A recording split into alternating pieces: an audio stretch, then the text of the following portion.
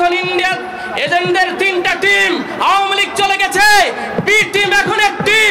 আমি জাতীয় পার্টিকে স্পষ্ট ভাষায় বলতে চাই, তোমরা বেশি নাড়াচাড়া দিও না, তোমাদেরকেও ইন্ডিয়া পাঠিয়ে দেওয়ার ব্যবস্থা হবে ইনশাআল্লাহ।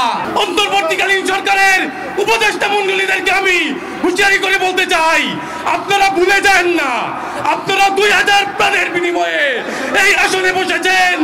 আপনাদের প্রধান প্রায়োরিটি হবে আওয়ামী লীগকে নিষিদ্ধ করা। কেন আওয়ামী লীগ বাংলাদেশের জন্য ক্ষতিকর?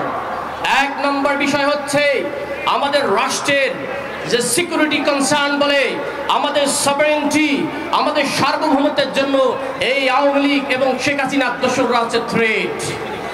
যেইভাবে ইসরায়েল এই মধ্যপ্রাচ্যের জন্য সিকিউরিটি থ্রেট, সেই একইভাবে এই দক্ষিণ এশিয়ার জন্য আওয়ামী লীগ হচ্ছে আমাদের জন্য একটা থ্রেট, এবং ইন্ডিয়া হচ্ছে সবচেয়ে বড় থ্রেট। এই ইন্ডিয়ার সবচেয়ে বড় আদর্শ হচ্ছে হিন্দুত্ববাদী আরএসএস এর আদর্শ। এই হিন্দুত্ববাদীর অন্যতম শাখা হচ্ছে আওয়ামী লীগ, সুতরাং আওয়ামী লীগ বাংলাদেশে থাকতে পারে না। দুই নম্বর কথা হচ্ছে বাংলাদেশের মানুষ হিন্দু হোক মুসলিম হোক তাদের একটা ধর্ম আছে, কিন্তু এই শেখ হাসিনার অনুসারীরা তারা একটা আওয়ামী ধর্ম বানিয়েছে। এই ধর্ম বাংলাদেশে চলতে পারে না। এই ধর্মের মেইন কাজ হলো ফ্যাসিবাদ তৈরি করা, মাফিয়াতন্ত্র তৈরি করা, ধ্বংসযজ্ঞ চলা, যেখানে ইসলাম মুসলিম বাংলাদেশের ঐতিহ্যকে নষ্ট করে ফেলা। এই ধর্ম বাংলাদেশ এসেছে, ইন্ডিয়া তাদের তীর্থস্থান, আপনারা দেখেছেন তারা তাদের তীর্থস্থানেই ফিরে গিয়েছে। সুতরাং আমরা বলতে চাই যে তীর্থস্থান থেকে, দিল্লি থেকে তোমরা এসেছো, তোমরা সেখানেই চলে যাও।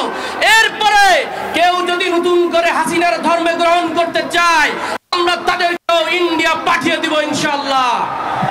সর্বশেষ কথা বলতে চাই, এখন ইন্ডিয়ার এজেন্টদের তিনটা টিম, আওয়ামী লীগ চলে গেছে, বি টিম এখন অ্যাক্টিভ।